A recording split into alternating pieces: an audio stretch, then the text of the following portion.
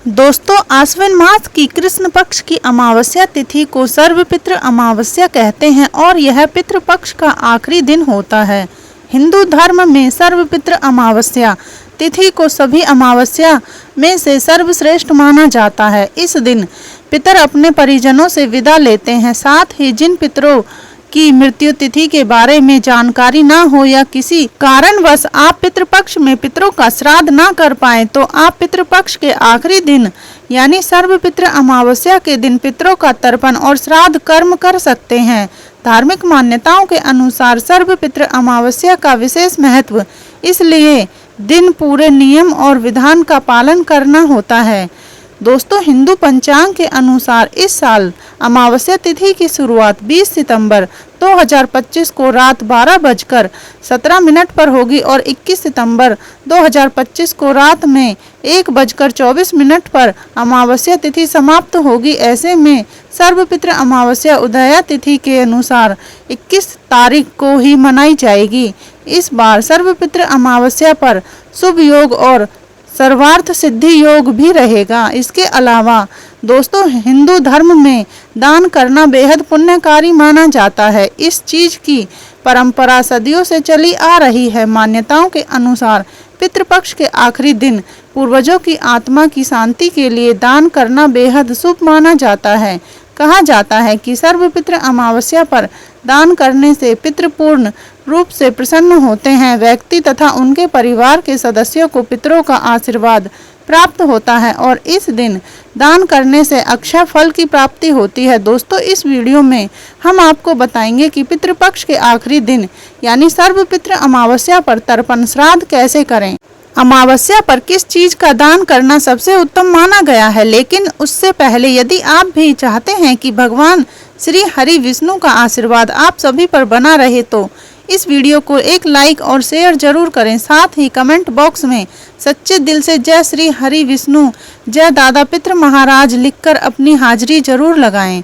चलिए दोस्तों, सबसे पहले जान लेते हैं कि सर्वपितृ अमावस्या पर तर्पण करने की विधि क्या है। सबसे पहले आपको इस बात का विशेष ध्यान रखना है कि आप जिस स्थान पर तर्पण करने जा रहे हैं उस स्थान को गंगाजल से शुद्ध कर लें। इसके बाद एक दीपक जलाएं। फिर आपको जिस व्यक्ति का तर्पण करना है उसकी फोटो चौकी पर स्थापित करें।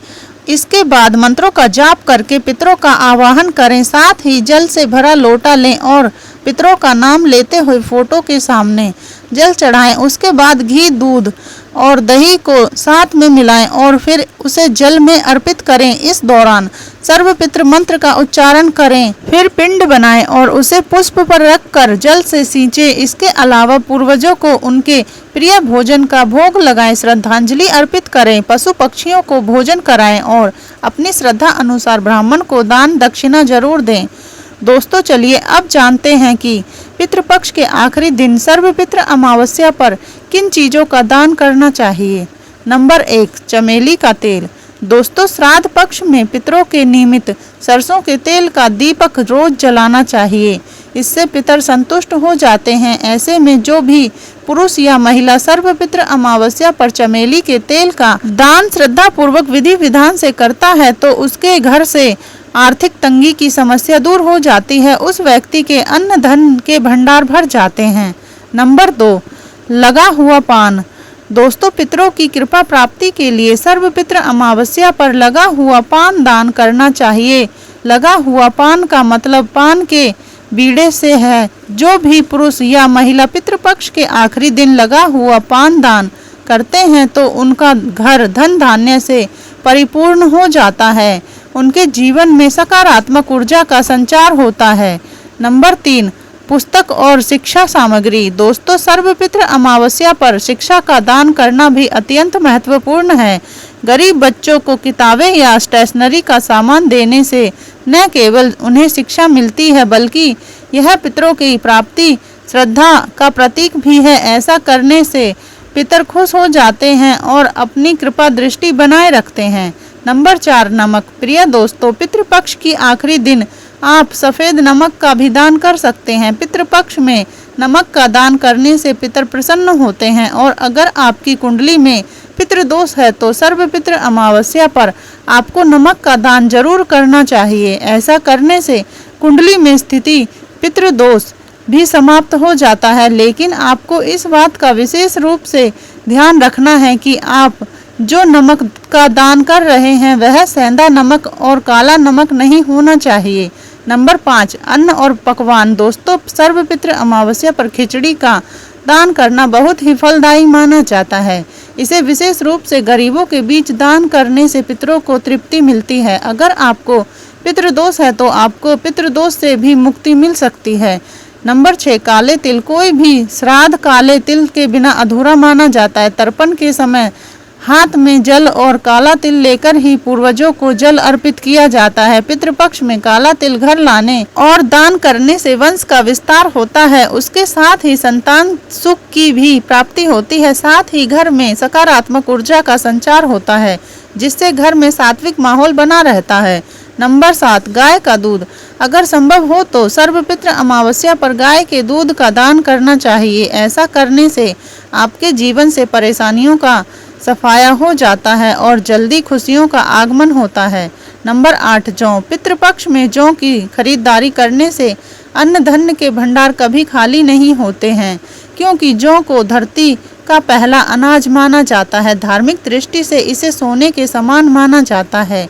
इसलिए सर्वपितृ अमावस्या के दिन यानी कि पितृपक्ष के आखिरी दिन जौ का दान स्वर्ण दान के समान फल प्रदान करता है। इससे पितृदोष भी दूर होता है और आपको किसी भी प्रकार की समस्याओं का सामना नहीं करना पड़ता। नंबर 9, दही। दोस्तों, पितरों की तृप्ति के लिए, शांति के लिए आप सर्वपितृ अमावस्या पर दही का दान जरूर करें, क्योंकि पितृपक्ष में दूध से ज्यादा दही का महत्व होता है। दूध कच्चा होता है जबकि दही पके दूध से बनाते हैं और वह जमा हुआ होता है। इसके अलावा पितरों को दही प्रिय है, क्योंकि दही स्थिर हो जमी होती है। पितृपक्ष में दही दान करते हैं ताकि हमारे जीवन में स्थिरता बनी रहे। नंबर 10, पका केला।